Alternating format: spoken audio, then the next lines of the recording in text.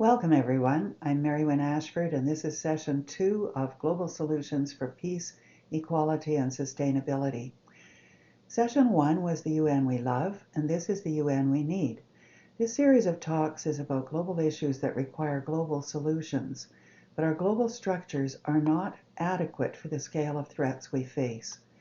The climate emergency, the global pandemic, conflicts between nuclear-armed states, and the instability of a grossly unequal financial system cannot be solved by any nation by itself.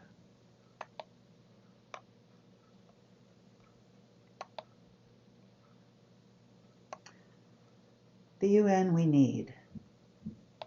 The groundbreaking book that forms the basis of my talks is Global Governance and the Emergence of Global Institutions for the 21st Century by Augusto Lopez Claros, Arthur Dahl, and Maya Groff.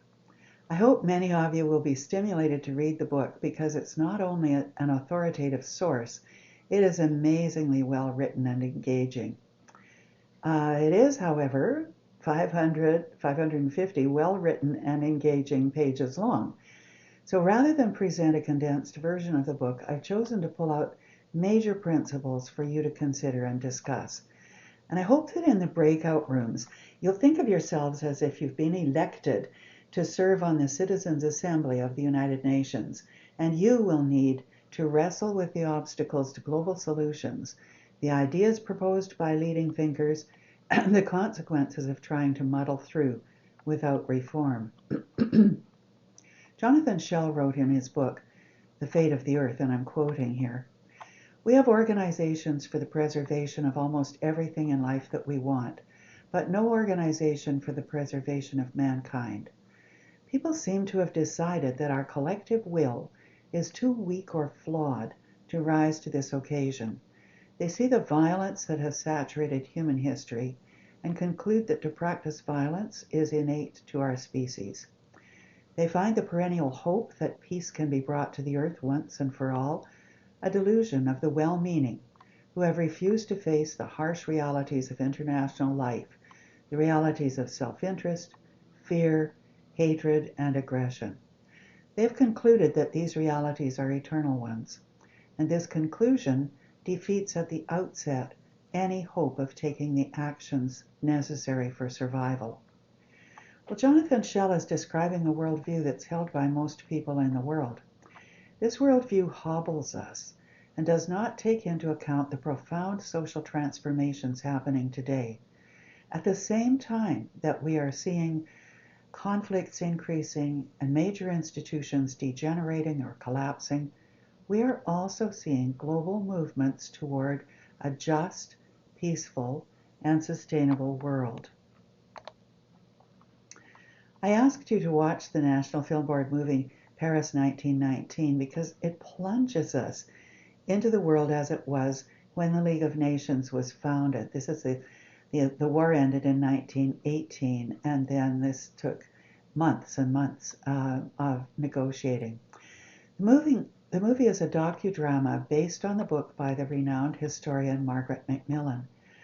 I found I was amazed by the sense of being present in those dimly lit, smoke-filled rooms where men argued for months about how to punish Germany and divide up the world after the war ended in 1918. And now, over 100 years later, we are still living with the consequences of decisions made in Versailles. But the groundwork was laid there for the formation of the League of Nations. I wasn't aware of how active civil society was during the First World War and its aftermath. Civil society is the term we use for people who bring conscience to bear on government and the economic sector. It includes non-governmental organizations, also called civil society organizations, religious and academic institutions, and social movements. The Women's International League for Peace and Freedom met in The Hague, a group of about 1,100 women from warring countries and neutral nations gathered there to discuss how to end the war and ensure permanent peace. The meeting ended with the founding of the Women's International League for Peace and Freedom, an organization that continues to be very influential at the United Nations, and it won the Nobel Peace Prize. The organizers of the Congress were prominent suffragists who saw the link between their struggle for women's rights and the struggle for peace.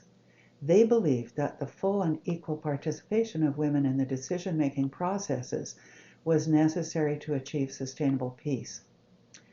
Another group, the Organization for a Durable Peace, also met in The Hague in 1915. This organization, you can see it was a huge Congress, but they also had 300,000 members, many of them in the United States. These and other groups were instrumental in creating the conditions for the emergence of the League of Nations. The League was hobbled by a series of decisions. This is President Woodrow Wilson of the United States, who was passionately committed to establishing the League of Nations. However, he could not convince the U.S. Senate, and they refused to join the League. At the same time, though, the League was already set up to be weak. Consensus decision-making was the choice they made, and that meant unanimous agreement on any proposals that came forward, and that means essentially everyone had a veto. Their goal was not to end wars, but to limit them. In other words, to keep the ruling powers unfettered. And lingering nationalism prevented cooperation. Well, the League declined so much that by the beginning of World War II, leaders were already discussing the formation of a new organization, the United Nations. So World War II began in September 1939 when Germany invaded Poland, and in 1941 the U.S. entered the war after the Japanese bombed Pearl Harbor. In 1942, the United States, United Kingdom, Soviet Union, and China, plus 22 other nations that were involved in the war, began to work for the establishment of an effective system of international security. At the same time, there were leading intellectuals, including Albert Einstein, Bertrand Russell, Grenville Clark, and U.S. Senator Fulbright, very much engaged in designing this new system. Albert Einstein wrote, and I'll just move this slightly, with all my heart, I believe that the world's present system of sovereign nations can only lead to barbarism, war, and inhumanity, and that only world law can assure progress towards a peaceful community.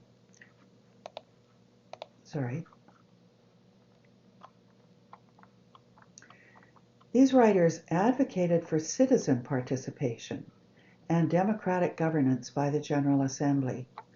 By 1943, the ambitious visions of a new United Nations were confronted by Stalin, who said that the USSR would not object to some form of collective security mechanism, provided it was based on the great powers having a veto.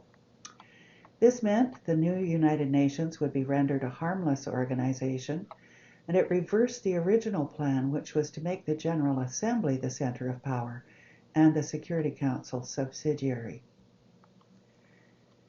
By the end of 1945, President Roosevelt, Winston Churchill, and Joseph Stalin, and many of their allies were largely satisfied with what they had brought about, namely a weak-by-design organization that would not threaten in any significant way the unfettered sovereignty of its founding members. I just want to comment on this photograph. This was from early 1945, February. You see Winston Churchill and then Roosevelt in the center and Stalin on the right. And you can see how frail Roosevelt appears in this picture. In fact, he died in April of 1945, before the end of the war and before the UN came into existence. The result of this change in the structure of the United Nations means that today only the Security Council has the power of enforcement, and its structure has allowed every decision to be vetoed by any one of the permanent 5 nations. Permanent members are the United States, the United Kingdom, France, China, and Russia. Well, the result of the veto is that since 1945, more than 200 armed conflicts were not prevented, and tens of millions of people have died. But now we have the opportunity to change the United Nations using the possibilities provided in the Charter. And the Secretary General of the UN is very supportive of contributions of civil society, and literally millions of people responded to his request for input from civil society. There are many international organizations working towards specific reforms. I'm just going to mention a few of the reforms that would make a huge difference to how the world can address the crises of climate, war, and a pandemic. The first proposal is a UN Parliamentary Assembly. This would be an assembly of elected individuals from around the world, not representing their nation states, but representing the common good, and they would bring special expertise. We'll talk more fully about this in a later session. A permanent global environmental organization with binding authority. The key words here, binding authority. Weighted voting in the General Assembly. This is a response to the fact that right now all 193 nations in the UN have one vote at the General Assembly. But that isn't really effective or fair, because a tiny country like Mauritius has a vote of one, and so does China. So there is a proposal to have weighted voting such as they have in the financial institutions, and that would mean that each country would have one vote plus additional votes dependent on their population and their global wealth. The fourth is to replace the veto power with majority rule, and the fifth is to strengthen the rule of international law. Number 6 is an international peace force, and we'll talk about this in detail in another session. This would include a committee on disarmament. Number 7 is to reform the UN Human Rights Council, which is currently unduly influenced by nation states. Number 8 is a new funding system. This would bring stability to the way that the UN is funded and provide sufficient funds, but make it predictable. Number 9 is to reform the International Monetary Fund. And number 10 is to found an international anti-corruption court. This is a very exciting proposal that is moving forward actually at a very rapid rate.